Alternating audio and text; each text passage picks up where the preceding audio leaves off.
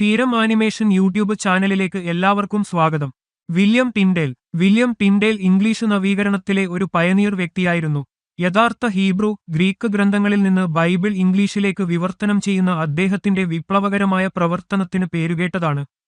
പ്രാഥമികമായി ലത്തീൻ ഭാഷയിലുള്ള മതഗ്രന്ഥങ്ങൾ റോമൻ കത്തോലിക്കാ സഭ നിയന്ത്രിച്ചിരുന്ന കാലത്ത് സാധാരണക്കാർക്ക് അവരുടെ സ്വന്തം ഭാഷയിൽ തിരുവെഴുത്തുകൾ ലഭ്യമാക്കണമെന്ന് ടിൻഡേൽ വിശ്വസിച്ചിരുന്നു. അദ്ദേഹത്തിന്റെ കൃതികൾ കിങ് ജെയിംസ് ബൈബിൾ ഉൾപ്പെടെയുള്ള തുടർന്നുള്ള ഇംഗ്ലീഷ് വിവർത്തനങ്ങൾക്ക് അടിത്തറയിട്ടു. 1520കളിൽ ടിൻഡേലിന്റെ വിവർത്തന പ്രവർത്തനങ്ങൾ ആരംഭിച്ചു. 1526ൽ അദ്ദേഹത്തിന്റെ പുതിയ നിയമ വിവർത്തനം പ്രസിദ്ധീകരിച്ചു.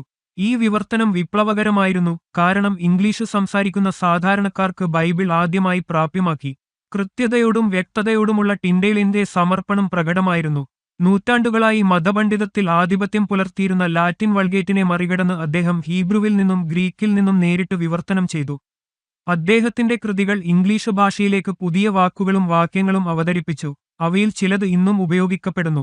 ബലിയാട്, പ്രായശ്ചിത്തം, യഹോവ.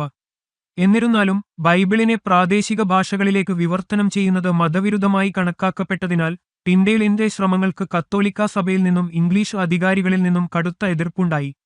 ഒടുവിൽ അദ്ദേഹത്തെ ഒറ്റിക്കൊടുക്കുകയും പിടികൂടുകയും 1536ൽ വധിക്കുകയും കഴുത്ത് ഞെരിച്ച് സ്തംഭത്തിൽ ചുട്ടുകൊല്ലുകയും ചെയ്തു. അദ്ദേഹത്തിന്റെ അവസാന വാക്കുകൾ, കർത്താവേ, ഇംഗ്ലണ്ടിലെ രാജാവിന്റെ കണ്ണുകൾ തുറക്കൂ എന്നതായിരുന്നു. അദ്ദേഹത്തിന്റെ വിവർത്തന ശ്രമങ്ങൾ ഒരു ദിവസം അംഗീകരിക്കപ്പെടുമെന്ന അദ്ദേഹത്തിന്റെ പ്രതീക്ഷയെ പരാമർശിക്കുന്നതായി ചിലർ വിശ്വസിക്കുന്നു. അദ്ദേഹത്തിന്റെ മരണശേഷം അധികം താമസിയാതെ രാജാവ് ഗ്രേറ്റ് ബൈബിൾ കമ്മീഷൻ ചെയ്തു. ഇംഗ്ലീഷ് സംസാരിക്കുന്ന ക്രിസ്തുമതത്തിൽ ടിൻഡേലിന്റെ പാരമ്പര്യം ഇന്നും സ്വാധീനം ചെലുത്തുന്നു.